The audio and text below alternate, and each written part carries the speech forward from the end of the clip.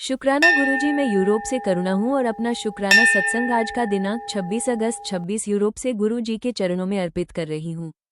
गुरु, इसे स्वीकार कीजिए और अपनी आशीर्वाद बरसते रहिए। गुरु प्यारी संगत जी, ये सारे मेरे संदेश गुरुजी ने दिया है जिन्हें मैं आपके साथ सहज कर रही हूँ। गुरुजी के चैनल करुणा यूरोप पे द्वारा दिव्य सत्संग कृपया सब्सक्राइब करें। गुरुजी चैनल का नाम करुणा यूरोप एडीएन द्वारा दिव्य सत्संग, अन्य चैनल का नाम दिव्य सत्संग करुणा। दोनों चैनल को शुक्राना गुरुजी और कमेंट करें, मुझे जरूर लीजिए। जय गुरुजी। करुणा गुरुजी सत्संग की मेजबानी करें। सत्संग। अंधकार से इंसानियत की ओर जिस रास्ते ने बार बार दुख दिया, उस रास्ते को छोड़ने में इतनी देर क्यों? शुरुआत। पहला सवाल। मेरे प्यारे सत्संगियों, आज मैं आपसे कोई प्रवचन शुरू करने से पहले सिर्फ एक सवाल पूछना चाहता हूँ। अगर कोई इंसान एक ही रास्ते पर बार बार जाता है, हर बार चोट खाता है, हर बार दुख पाता है, हर बार अपने जीवन में अशांति देखता है, तो वो उसी रास्ते पर दोबारा क्यों जाता है? एक बार गलती हो गई, इंसान है, गलती हो सकती है। दूसरी बार भी हो गई, शायद उसने पहली गलती से ठीक से सीखा नहीं। लेकिन अगर 10 बार वही गलती हो, वही संगति हो, वही नकारात्मक वातावरण हो, वही परिणाम हो और फिर भी इंसान कहे मैं इसे छोड़ नहीं सकता, तो सवाल उस परिस्थिति से ज्यादा उसकी अपनी आसक्ति का है। आज हमें दूसरों को बदलने की नहीं, पहले अपने भीतर झांकने की जरूरत है। अपने आप से पूछिए, जिस चीज ने मुझे इंसान से बेहतर नहीं बनाया, बल्कि कमजोर, भयभीत, क्रोधित, आसक्त और दुखी बनाया, मैं उसे अब तक पकड़े क्यों बैठा हूं? यही आज के सत्संग का पहला द्वार है। पहली कहानी। वही कुआं, वही गिरना। एक आदमी रोज एक रास्ते से जाता था। उस रास्ते में एक पुराना कुआं था। पहले दिन वो उसमें गिर गया। लोगों ने उसे निकाला और कहा, भाई, इस रास्ते से मत जाना। दूसरे दिन वो फिर उसी रास्ते से गया और फिर गिर गया। तीसरे दिन भी वही हुआ। एक संत ने उससे पूछा, तुम जानते हो कि यहाँ कुआं है, फिर भी उसी रास्ते से क्यों जाते हो? उस आदमी ने कहा, मुझे इस रास्ते की आदत है। संत ने कहा, बेटा, आदत अगर तुम्हें बार बार उसी गड्ढे में गिरा रही है तो उसे आदत नहीं, बंधन कहते हैं। हमारी जिंदगी में भी ऐसे कुएं होते हैं। कभी गलत संगति, कभी गलत संबंध, कभी अहंकार, कभी लालच, कभी बदला लेने की भावना, कभी किसी ऐसे वातावरण से आसक्ति जहां मन लगातार नीचे गिरता रहता है। और हम जानते हुए भी कहते हैं, मैं क्या करूं, मैं छोड़ नहीं सकता। क्यों नहीं छोड़ सकते? क्योंकि शरीर वहां नहीं बंधा होता, मन बंधा होता है। दूसरा सवाल, क्या गुरु का संदेश सिर्फ सुनने के लिए है? सत्संगियों, हम गुरु की बातें सुनते हैं। हम कहते हैं कि गुरु ने हमें सही रास्ता दिखाया। लेकिन सवाल ये है, क्या हम गुरु की बात सुनकर अपना जीवन बदलते भी हैं? अगर हमें बार बार समझाया जाए कि यह संगति तुम्हें नीचे ले जा रही है, यह वातावरण तुम्हारे मन को अशांत कर रहा है, ये रास्ता तुम्हारे भीतर प्रेम, सत्य और इंसानियत को कम कर रहा है, तो फिर हमें अपने जीवन में निर्णय लेना होगा। सच्ची श्रद्धा केवल सिर झुकाने का नाम नहीं है। सच्ची श्रद्धा का अर्थ है सही बात समझकर सही कदम उठाना। किसी आध्यात्मिक मार्गदर्शक की बात का अर्थ भी यही होना चाहिए कि हम अपने विवेक को जगाएं, अपने जीवन को शुद्ध करें और ऐसी परिस्थितियों से दूरी बनाएं जो हमें विनाश की ओर ले जाती है। तीसरी बात, कर्मिक खाता बंद होने का अर्थ क्या समझे? बहुत लोग कहते हैं, गुरुजी ने हमारा कर्मिक खाता बंद कर दिया, फिर भी हम उस इंसान को छोड़ क्यों नहीं पा रहे? इस बात को आज बहुत गहराई से समझना है। अगर कोई रिश्ता आपके जीवन में अपनी भूमिका पूरी कर चुका है, तो उसका अंत हमेशा दुश्मनी से नहीं होना चाहिए। कभी कभी किसी व्यक्ति से दूरी बनाना ही सबसे स्वस्थ निर्णय होता है। लेकिन दूरी का अर्थ नफरत नहीं है। दूरी का अर्थ यह नहीं कि हम सामने वाले को बुरा, शैतान या अमानवीय घोषित कर दें। दूरी का अर्थ है, मैं तुम्हारे लिए बुरा नहीं चाहता, लेकिन मैं अपने जीवन को इस दिशा में आगे नहीं ले जा सकता। यही आध्यात्मिक परिपक्वता है। दूसरी कहानी। सांप और संत। एक संत नदी के किनारे बैठे थे। उन्होंने देखा कि एक सांप बार बार लोगों को डस रहा है। गांव वालों ने सांप को मारने की सोची। संत ने सांप को समझाया, तुम किसी को मत डसो। कुछ समय बाद लोगों ने देखा कि सांप शांत हो गया है। बच्चे उसे पत्थर मारने लगे। वह घायल हो गया। सांप संत के पास आया और बोला, आपने कहा था कि किसी को डसना मत। संत ने कहा, मैंने डसने से मना किया था, फुफकारने से नहीं। सत्संगियों, इसका अर्थ बहुत बड़ा है। अहिंसा का मतलब यह नहीं कि आप अपनी सीमाएं समाप्त कर दें।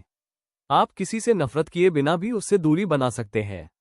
आप किसी को नुकसान पहुंचाए बिना भी कह सकते हैं, ये संबंध मेरे लिए ठीक नहीं है, यह वातावरण मेरे लिए ठीक नहीं है, ये रास्ता मैं अब नहीं चलूंगा। भूत नगरी और शैतान की नगरी का असली अर्थ आज हम भूत नगरी अंधकार, शैतान की नगरी जैसे शब्द बोलते हैं। लेकिन आइए इन्हें अपने भीतर भी खोजें। कहीं हमारी अपनी सोच ही तो अंधकार नहीं बन गई, जहां प्रेम की जगह घृणा है, जहां क्षमा की जगह बदला है, जहां सत्य की जगह झूठ है, जहां विवेक की जगह अंधविश्वास है, जहां मनुष्य दूसरे मनुष्य को केवल इस्तेमाल करने की वस्तु समझता है, जहां भय, लालच, क्रोध और आसक्ति जीवन चला रहे हैं, वही असली अंधकार है। और इंसान बनना केवल शरीर से मनुष्य होना नहीं है। इंसान बनना है सत्य बोलना, दूसरे के दुख को समझना, गलती होने पर स्वीकार करना, गलत संगति छोड़ना, अपने मन को साफ करना, क्षमा करना, लेकिन जहां जरूरत हो वहां दृढ़ सीमा बनाना, और सबसे महत्वपूर्ण, गलत रास्ते पर चलकर भी उसे सही साबित करने की जिद छोड़ देना। चौथी कहानी, 2 बीज। एक गुरु ने अपने 2 शिष्यों को 2 बीज दिए। एक शिष्य ने बीज को उपजाऊ मिट्टी में बोया, पानी दिया, धूप दी और उसकी रक्षा की। दूसरे ने बीज को ऐसी जगह फेंक दिया जहां मिट्टी खराब थी और चारों तरफ कचरा था। कुछ समय बाद गुरु ने पूछा, तुम दोनों के बीजों का क्या हुआ? पहले शिष्य ने कहा, गुरुदेव, मेरा पौधा बढ़ रहा है। दूसरे ने कहा, मेरा बीज खराब था। गुरु मुस्कुराए और बोले, बीज को दोष देने से पहले ये देखो कि तुमने उसे कहाँ रखा था। सत्संगियों, हमारे मन के साथ भी यही है। अगर हम रोज नकारात्मकता में बैठेंगे, नकारात्मक लोगों के साथ रहेंगे, भय और क्रोध को खिलाएंगे, तो मन में वही बढ़ेगा। इसलिए संगति इतनी महत्वपूर्ण है। जैसी संगति वैसी दिशा, जैसी दिशा वैसा जीवन। लेकिन क्या हर व्यक्ति को तुरंत छोड़ देना चाहिए? नहीं, यहाँ विवेक चाहिए। किसी व्यक्ति को केवल इसलिए अंधकार का इंसान मत कहिए क्योंकि वो आपसे अलग सोचता है। किसी बीमारी, मानसिक परेशानी या कठिन व्यवहार को भी तुरंत किसी रहस्यमय शक्ति का परिणाम घोषित मत कीजिए। पहले देखिए, क्या ये रिश्ता लगातार आपको नुकसान पहुंचा रहा है? क्या यहाँ हिंसा है? क्या यहाँ हिंसा है? क्या छल है? क्या नशा या अपराध है? क्या लगातार मानसिक दबाव है? क्या आपकी सीमाओं का सम्मान नहीं होता? क्या आप बार बार उसी नुकसान में लौटते हैं? अगर हाँ, तो दूरी बनाना उचित हो सकता है।